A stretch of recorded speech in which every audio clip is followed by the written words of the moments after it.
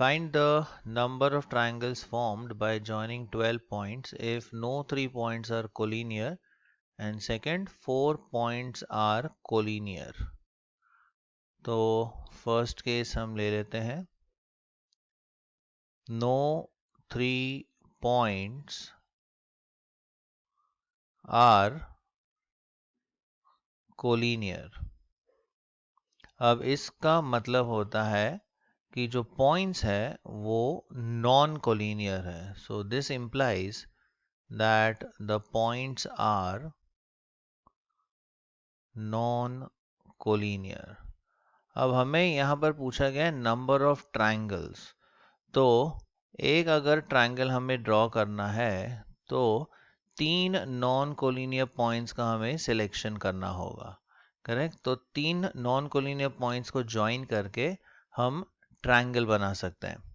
अब पहले केस में ये जो 12 पॉइंट्स है ये नॉन कोलिनियर है.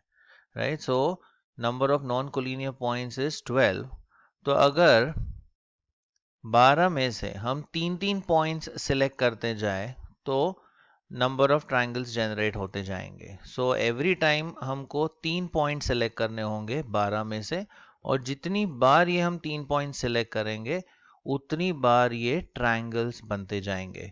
सो देयरफॉर हम कह सकते हैं the number of triangles formed will be 12 select 3.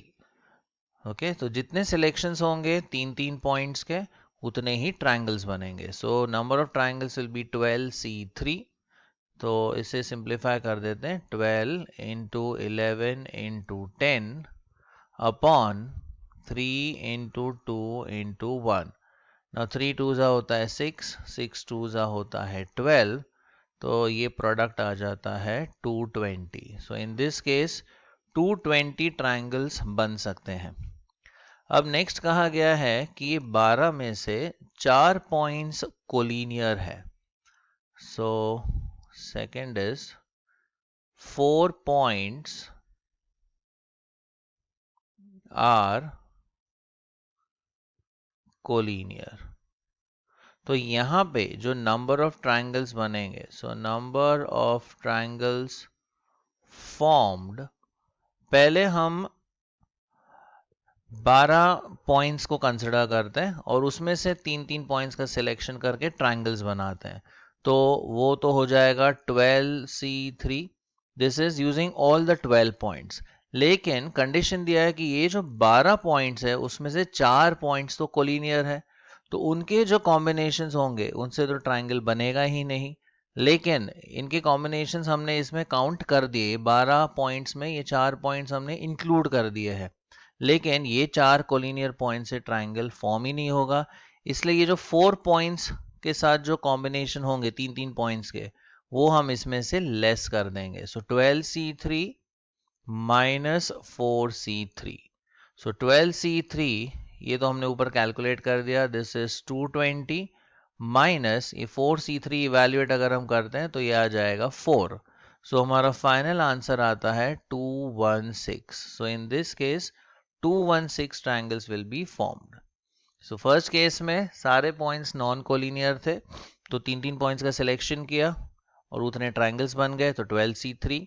Second में पहले हमने 12 के साथ जो कॉम्बिनेशंस बनते हैं 3-3 पॉइंट्स के, वो हमने फाइंड आउट किए. लेकिन ये 12 में से 4 पॉइंट्स है कोलिनियर, तो उनके कॉम्बिनेशन से ट्रायंगल्स तो बनेंगे ही नहीं.